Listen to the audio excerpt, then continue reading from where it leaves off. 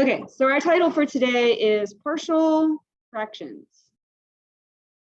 And this is another method of integration. So it's another way that you can integrate. It's another tool for your toolbox.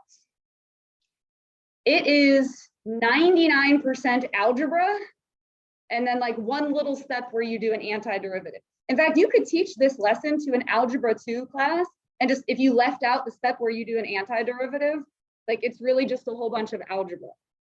And I don't really have any like notes per se on it. We're gonna just do some questions.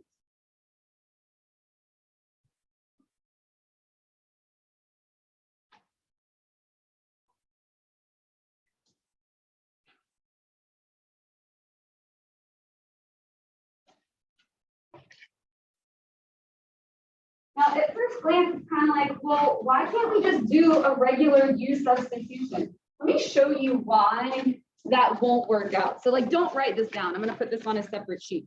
What would you try to let U equal? Like if you were going to attempt that. Yeah, like the denominator. And so du would be, now that has to be in the problem somewhere. And sometimes you can adjust to like fix it, like just fix the coefficient, but this is a more deep-seated problem. Like we can't make this equal this, like just by adjusting a coefficient. Okay, so that's why that's not going to work. What we're going to do is off to the side here. This is basically going to be like a side algebra problem. And then we'll put it back in the integral at the very end just to like do the antiderivative. And we're going to need to factor the denominator. So what is that going to split into? Perfect. So x minus 2, x plus 1. Here's the goal. You want to split it into two separate fractions, partial fractions, okay? We're going to use a and b as the numerators. So we're going to have a over x minus 2 plus b over x plus 1. You're splitting it, in other words, trying to break it into two separate fractions. Now, this is probably the only time I'll write all this out just to show you what's happening after this. We'll probably skip this step because you'll be able to just do it in your head. But we're going to multiply all three of these terms by x minus 2, x plus 1. So bear with me on the first example and just go ahead and write that 3 times. It's not going to hurt you at all. And I want you to see what cancels out. This is the only time I'll make you write it. You can certainly write it if you want to. Up to you. But I want you to see what's canceling, like see the algebra there of what's canceling out. So for this term, both of them cancel, and you just have 5x minus 4. Equals, and then for this one, the x minus 2 cancels, so you have a times x plus 1. Plus, and then for this one, the x plus 1 cancels, so you have b times x minus 2. We actually do this in Algebra 2 when you're solving equations. Do you guys remember that, like writing that out, canceling, and sort of vaguely? I know it was a lot of years ago. So what we want to do is find a and b. We're going to let x equal a number that is convenient for us. And the first number I'm going to let x equal is -1. Look through, think about it for a second. Why would -1 be a convenient number to let x equal? It's going to make this 0, good, because it's going to make that part go away. All right, so we're going to plug in -1 for x through all of this. All right, so if x is -1, this would be -5 minus 4, so that would give us -9 equals, this part goes to 0, and then if x is -1, this would be -3b. And so what is b going to equal? 3, good. We're going to do the same thing to find a. We're going to let x equal 2, plug in 2 for x the whole way through there, and see what we get. So if you plug in 2, this would be 10 minus 4, you get 6 equals 3a. This part will be 0. And so a is 2. Are we all on board? Have we done any calculus yet? A whole big lot of algebra. So This is the part that goes back into the integral.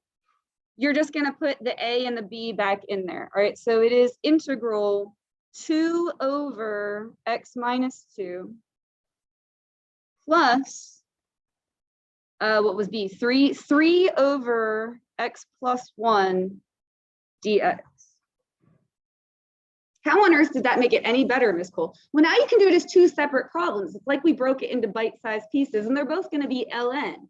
This will be 2 ln x minus 2. This is the one step of calculus. This is the antiderivative.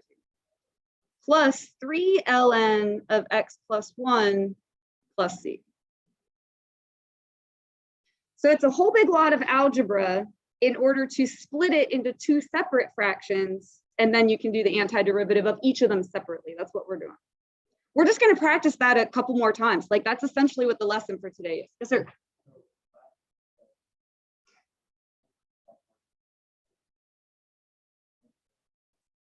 Product rule, yes.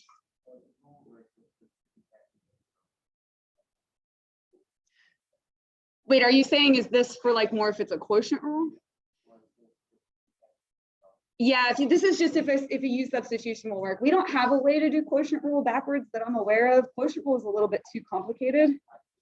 Yeah, this is more just like if the U substitution won't work out. But I did throw an example on at the end, like, hey, but what if it looks like this? So hold on, I've got you. But yeah, that's a good question. Quotient rule is just that there's not really a way to do that backwards. It's just a disaster.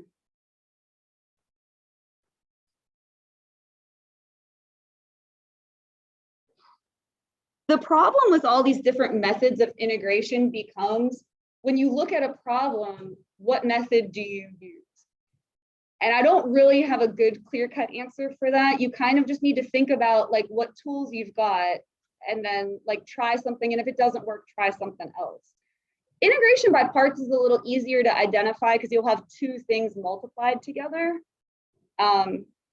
This one, you would notice, oh, that factors. So sometimes that helps. Off to the side here, we're going to have 1 over and then factor that. So like if you notice it factors, you might be like, oh, this is going to be partial fraction. So that's going to split x minus 2, x minus 3. And we're going to try and split that. We're not going to try. We're going to be successful. We are going to split that into two separate fractions.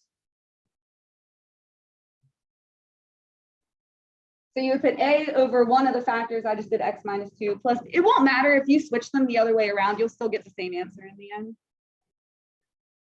And now if you want to write this out 3 times, you can. I'm not going to at this point. Here, the whole thing would cancel. You would just get 1. And then this would be a times x minus 3 plus b times x minus 2.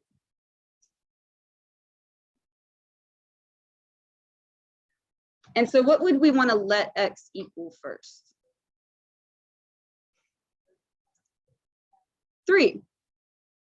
So if we let x equal 3, we're going to have 1 equals, and then this part would go to 0.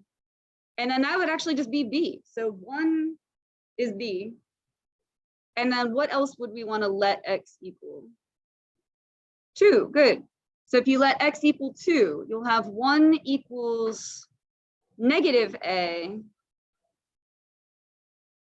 And then this part would be 0. So a is negative 1. So this is the part that's going to go back into the integral. That's the idea, is you want two separate fractions. So this is what's going to go back inside of the integral.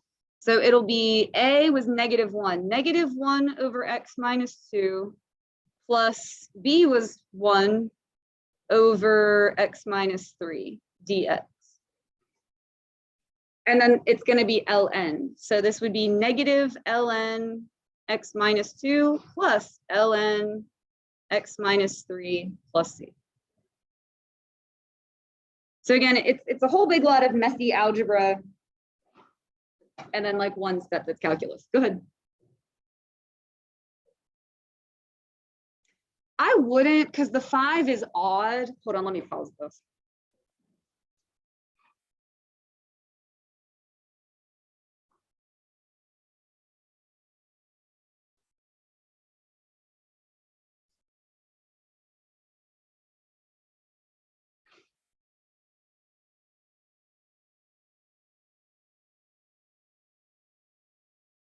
All right, so off to the side, we're gonna have 7x over, and then we're gonna split that. What's that gonna factor into? Perfect, x plus 1, x plus 6. So we wanna split it into two separate fractions. So we're gonna have a over x plus 1, b over x plus 6. Miss Cole, I was working ahead of you and I put a over x plus 6 and b over x plus 1. It will not matter. You will get the same answer at the end. It's not gonna make a difference. So then we would multiply, and again, you can write it out if you want to. You would multiply by x plus 1, x plus 6 to each of those. And so here it would all cancel out. You have 7x equals a times x plus 6 plus b times x plus 1. And then we have to find a and b. So what are we going to let x equal? All right, I would do negative 6. That's going to give us negative 42 equals, and then this part will be 0. And then if x is negative 6, that'll be negative 5b. Negatives cancel, so b would be 42/5. Don't discriminate, that's a great number. Just, it came out to whatever it comes out to.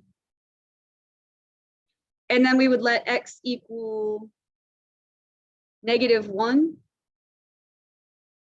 So you would have negative 7 equals 5a.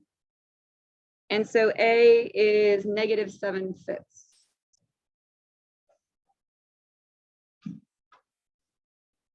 So this is the part that's going to go back into the integral.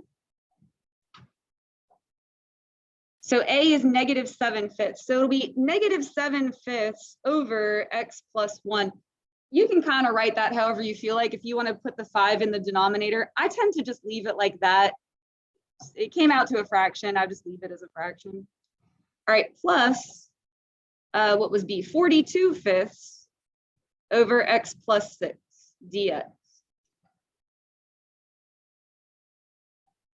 And so again, it'll be ln. So negative 7/5 ln x plus 1 plus 42/5 ln x plus 6 plus c.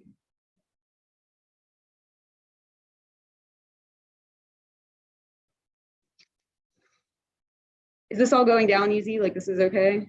Good. Okay, I'm gonna give you one to try. I want you to talk to each other and be like, hey, I got this, what did you get? And then I'll go over it for you.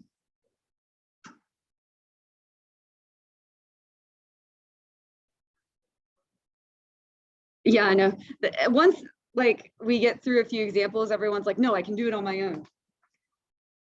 My screen went black on my laptop again though, so I'm gonna. What happens is, and this is probably still, I'm gonna try and salvage the recording if I can. It's like by the end of the day, it's tired. So it does this a lot in A4 and B4.